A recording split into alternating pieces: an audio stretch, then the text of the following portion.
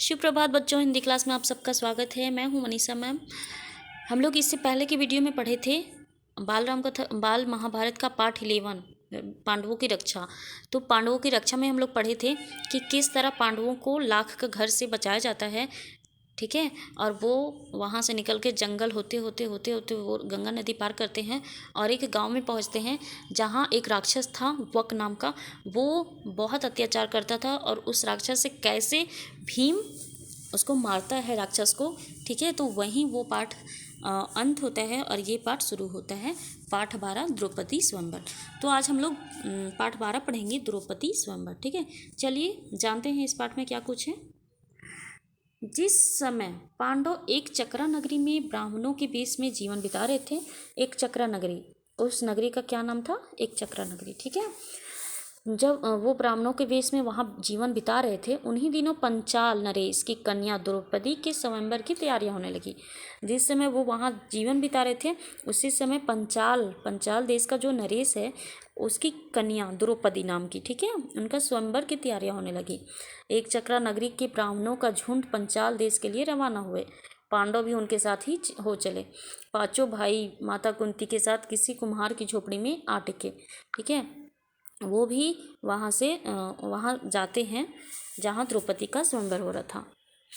तो कुम्हार की झोपड़ी में जा टिके। पहले वो लोग कुम्हार की झोपड़ी में जाते हैं।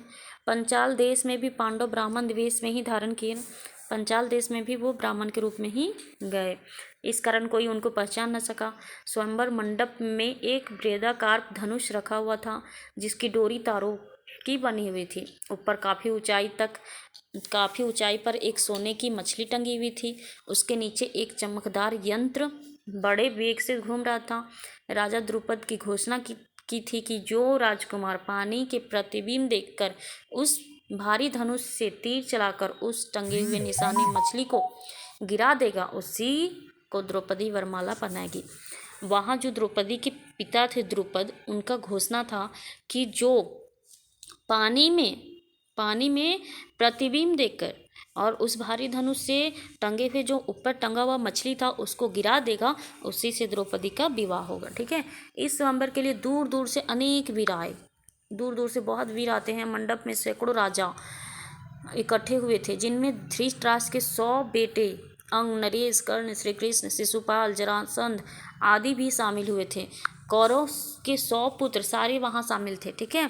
दर्शकों की भी भारी भीड़ थी। राजकुमार धृष्टद्युम्न घोड़े पर सवार होकर आगे आया। उसके पीछे हाथी पर सवार द्रौपदी आई, हाथ में फूलों का हार लिए हुए। राजकन्या हाथी से उतरी और सभा में पदार्पण किया। राजकुमार धृष्टद्युम्न अपनी बहन का हाथ पकड़कर उसे मंडप के बीच ले गया।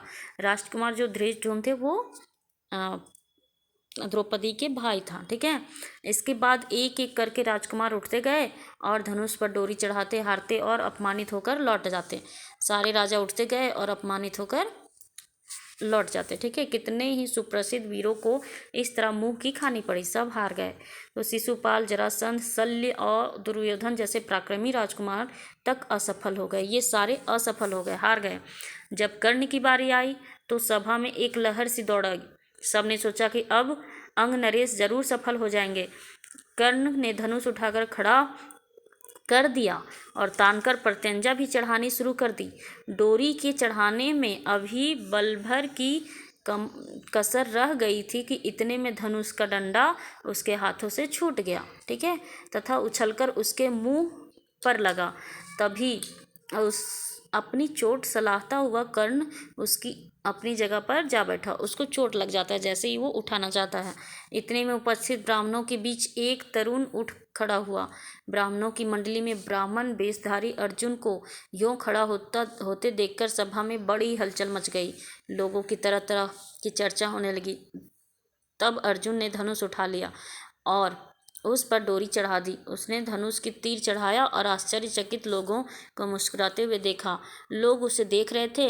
उसने और देरी ना करके तुरंत एक के बाद एक 5 बाण उस घुमाते हुए चक्र में मारे और हजारों लोगों को देखते देखते निशाना टूटकर नीचे गिर गया। सभा में कोलाहल मच गया, बाजे बज उठे। जैसे ही अर्जुन उठता है वो सब लोग को देखता है। सब देख रहे थे उसको कि और वो प्रतिबिंब देखकर देखते ही देखते निशाना जो था वो टूटकर नीचे गिर जाता है और पूरा कोलाहल मच जाता है, बाजे बजने लगते हैं। उस समय राजकुमारी द्रौपदी की शोभा कुछ अनूठी हो गई। वह आगे बढ़ी और सकुचाते हुए लेकिन प्रसन्नतापूर्वक ब्राह्मण वेश में खड़े अर्जुन ने को वरमाला पहना दी। माता को यह समाचार सुनाने के लिए युधिष्ठिर, नकुल, सहदेव तीनों भाई मंडप से उठकर चले गए, परंतु भीम नहीं गया। उसे भय था कि निराश राजकुमार कहीं अर्जुन को कुछ ना कर बैठे। भीमसेन का अनुमान ठीक ही निकला। राजकुमारों की बड़ी हलचल मच गई। उन्होंने शोर मचाया। राजकुमारों का जोश बढ़ता गया।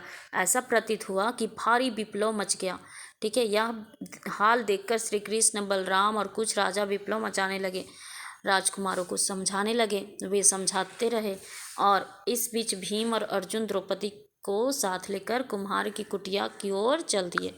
भीम, अर्जुन और द्रौपदी को साथ लेके उसी कुटिया में चले जाते हैं जहाँ वो लोग रुके हुए थे।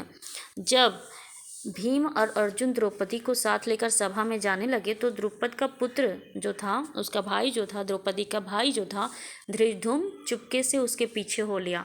कुम्हार की कुटिया में उसने जो देखा उससे उसके आश्चर्य की सीमा न रही। वह तुरंत लौट आया और अपने पिता से बोला कि पिताजी, मुझे तो ऐसा लगता है कि ये लोग कहीं पांडव ना हो।